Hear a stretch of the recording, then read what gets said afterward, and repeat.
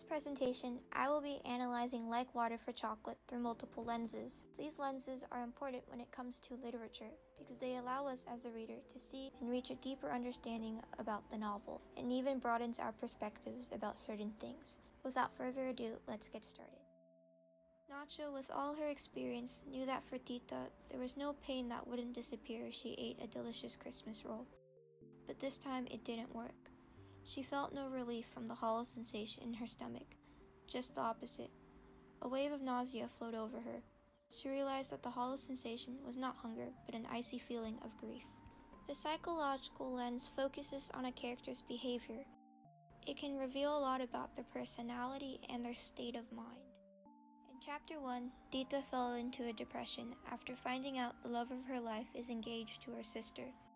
To add more salt to the wound, she is destined to live her life caring for her cruel mother until the day she dies.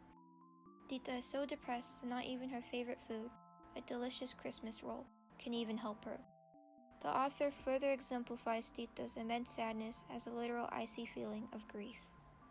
In my opinion, Tita's reaction is understandable.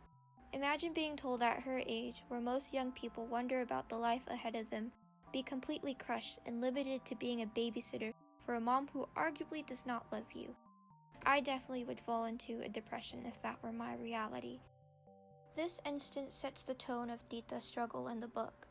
If food of all things can't bring her warmth, what will? My grandmother had a very interesting theory. She said that each of us is born with a box of matches inside us, but we can't strike them all by ourselves. Just as in the experiment, we need oxygen and a candle to help.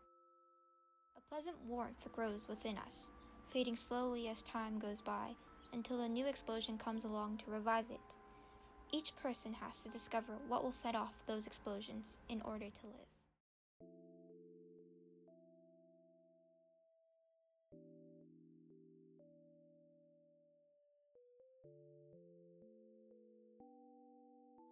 Archetypes are like character types that are often seen in literature.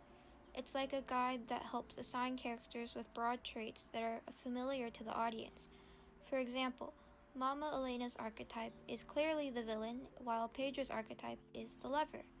However, Dr. John Brown's archetype can be argued to be a lover, but ultimately he's the sage. The sage basically acts as a teacher or a mentor for the protagonist. They are often important to the character's story since their wisdom can catapult a whole new perspective. Dr. Brown indirectly and directly teaches Tita two important lessons. Indirectly, in a sense that by Tita staying at Dr. Brown's home, away from her tyrannical mother, she finally gets to experience what's it like to be independent. Directly, in a sense where Dr. Brown teaches Tita the natural fire that grows within us, which gives us life. At this moment, Dr. Brown acts as a catalyst for Tita to finally realize how to ignite that fire, and that is to distance people from frigid breath. Referring back to what brings Tita warmth, to ignite that match, she must stand up to the people who are making her cold in the first place. This internal fire will become important to Tita as the story progresses. She could hear the sound of several horses galloping. All the guests were already in the house. Who could it be at this hour? Tita hurried to the door, opened it, and saw what Polke was making such a fuss over. A person riding at the head of the revolutionary soldiers.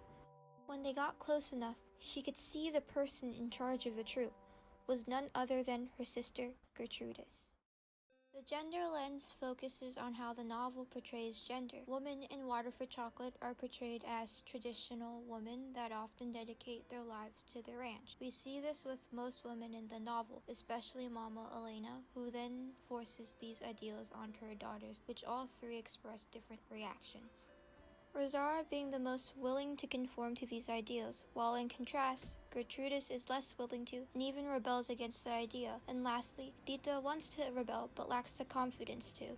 Men in the novel, however, are perceived quite differently from women. Their lives in comparison aren't limited to the ranch, but are strong soldiers fighting for their freedom.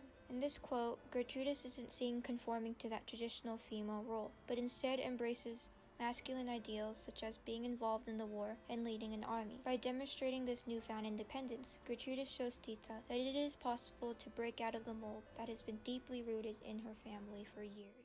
Tita had said the magic words that would make Mama Elena disappear forever. The imposing figure of her mother began to shrink until it became no more than a tiny light. As the ghost faded away, a sense of relief grew inside Tita's body. The reader responds to criticism, considers how the reader reacts to a specific text. In this quote, Tita is finally gaining a sense of self-identity as she stands up to her mother, who is dead, by the way. The mother was such a negative influence on Tita's life that even in death she comes to haunt and shame her. And to finally confront Mama Elena was probably so liberating for Tita that apparently she is no longer pregnant because of it, which I guess also adds to the point that Tita is finally in control of her body and no one else can tell her how to live like how her mother did, dictating every little thing in Tita's life. Personally, I have parents who love and support me, so I don't know what's it like to have an oppressive parent, but what resonated with me the most with this particular quote was that it accurately described my reaction when I conquered my battle with procrastination. I think most people can agree that quarantine has been really difficult and has been really difficult for me, and the whole reason why I felt so unmotivated to do anything productive, especially schoolwork. Procrastination felt like an overbearing weight on my shoulders that I can't shake off. Literally the embodiment of Mama Elena. She just wouldn't go away. And when I did want to do the work, it was hard to get back into the groove of things because I've already made it a habit to not do the work, and so the work continued to pile up, and that made me not want to do the work even more. It was this never-ending cycle, and I only did something after seeing my grades drastically drop. That was a huge wake-up call. Anyways, my point is, Tita had her tyrannical mother to stand up to, and I had procrastination to stand up to. Which was not easy. Just yesterday, I finally turned in my argumentative essay, which was due months ago. Clicking that submit button literally lifted the weight off my shoulders. I can finally breathe. And I can't imagine how relieved Tita must have felt after confronting her mom. Obviously, my procrastination isn't comparable to the stuff she's been through, but the shared brief moment of relief should count for something. Overall, I thought Like Water for Chocolate was a great book to read alone, but having to look at it through different perspectives or lenses made the experience even better. Anyways, I hope you enjoyed the video and gained a new perspective about this great novel, and have a nice day. Bye.